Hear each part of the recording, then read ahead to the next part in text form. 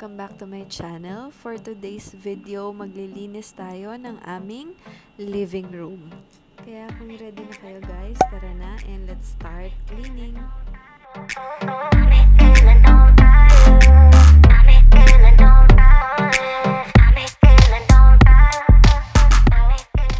Doon sa mga previous videos ko guys, na-share ko sa inyo na pabalik na ako sa office.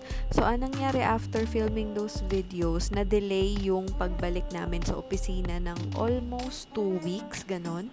Sobrang thankful ako na medyo na-delay yung pagbalik namin sa office kasi nagkaroon ako ng chance talaga na ma-extend pa yung paglilinis ko kasi yung kitchen namin guys, hindi ko pa talaga siya nalilinisan. Kaya naman guys, yung last part ng video na to, puputulin ko siya doon sa kitchen cleaning ko. Bali, hindi sapat yung isang araw para linisan ko yung kitchen namin kasi medyo matindit-tindi yung paglilinis na gagawin ko doon. Kaya naman, nagkaroon pa ako ng mga ilang araw pa na paglilinis doon sa kitchen kasi inunti-unti ko siya. Hindi ko rin kasi talaga kayang tapusin yung buong kitchen ng isang araw lang.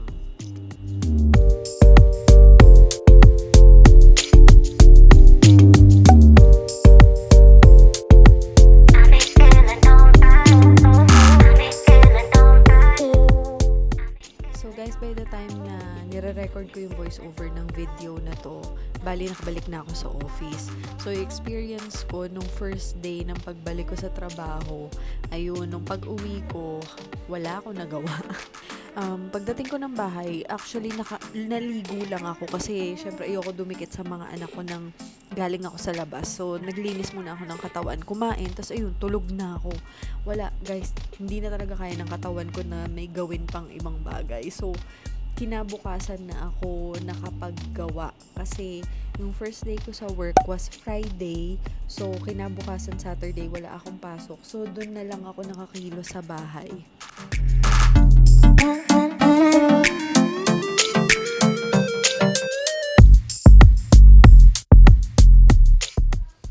Actually guys, yung first day ng work ko, I tried to vlog. Insert ko dito yung kung ano man yung na-vlog ko nung araw na yun. Actually, yung paalis pa lang ako, yun lang yung na-vlog ko.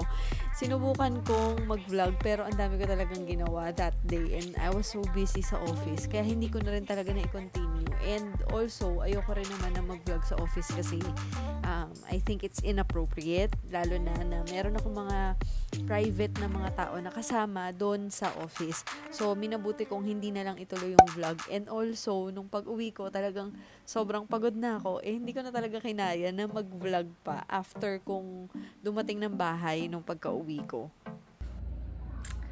Hello guys, good morning. It's Friday today and it's, ano bang date ngayon? November 26 ba? Friday. So, I am about to go to work. Ayan, kung nakikita nyo, medyo naka-ayos-ayos yung itsura natin ngayon. Pero, ayan, nasiraan ako ng contact lens. So, ayan, eyeglasses muna tayo. Tapos, hindi na ako nag-foundation kasi na-realize ko yung foundation ko was before pa mag-lockdown. So, magto 2 years na yun. So, malamang expired na yun. So, hindi pa ako nakakabili ulit ng foundation. Kaya, ayan. So, wag na muna tayo mag-foundation at okay lang naman dahil magmamask lang naman din tayo. Tapos, may mga mask niya ako ngayon kaya medyo sobrang naiirita talaga ako sa mukha ko. Ayan o, kung makikita nyo. So, anyway, ayun. Bale, naghihintay lang ako ng shuttle service namin. So, it's around 7:15 ng umaga. So, baka parating na rin sila yung mga office mate ko yan doon sa service. So, hintay-hintay na lang ako dito. And, ayun. Pero, nga pala guys, mamaya, ay medyo siguro hindi ko kayo masasama doon sa company vehicle namin kasi syempre mga private people yung mga kasama ko, so hindi naman siguro medyo appropriate na mag-vlog tayo dun. So ayun, balitaan ko kayo mamaya kung anong ganap natin. So ayun, hopefully maging maayos naman ang araw. Madami akong gagawin, madaming endorsement ng trabaho sa akin. So ayun, hopefully maging productive naman yung araw natin ngayon. So ayun, so tignan natin mamaya kung anong mga mangyayari sa atin. So, I will see you again later, guys.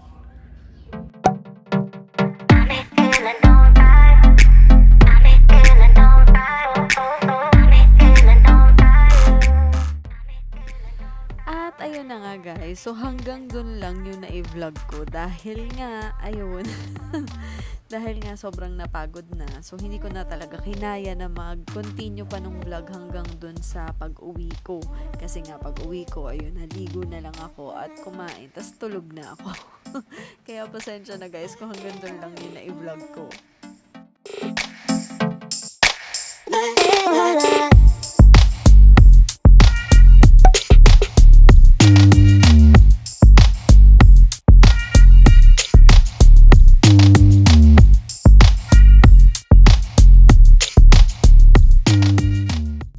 Medyo ilang weeks din akong hindi nakapaglinis ng mga ilalim ng sofa tsaka yung mga ibang parts dito sa bahay, like dito sa may study area and office.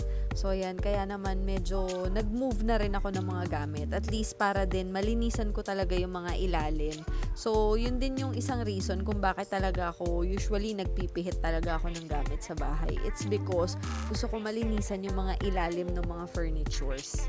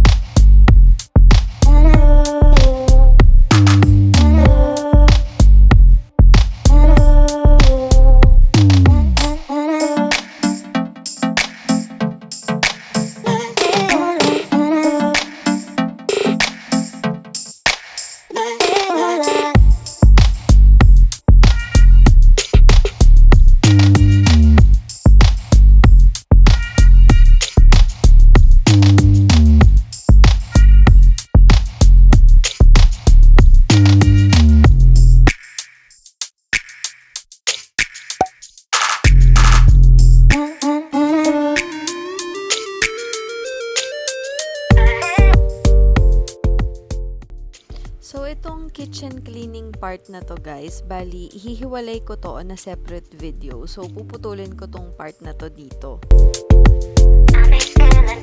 So, later that night guys, tinulungan naman ako ni Daddy na linisan tong artificial grass namin sa garden. Sobrang tuwan-tuwa talaga ako sa pressure washer na to guys, kasi sobrang compact niya, sobrang dali niyang bitbitin at gamitin. Hindi kagaya nung luma naming pressure washer na kailangan talaga 2 tao yung bubuhat. Sobrang bigat talaga and hindi talaga siya convenient gamitin kasi nga very bulky. Ito, kayang-kaya mong buhatin kahit saan mo gustong dalhin. So, if you're interested with this product, ilalagay ko na lang sa description box yung link ng product na to.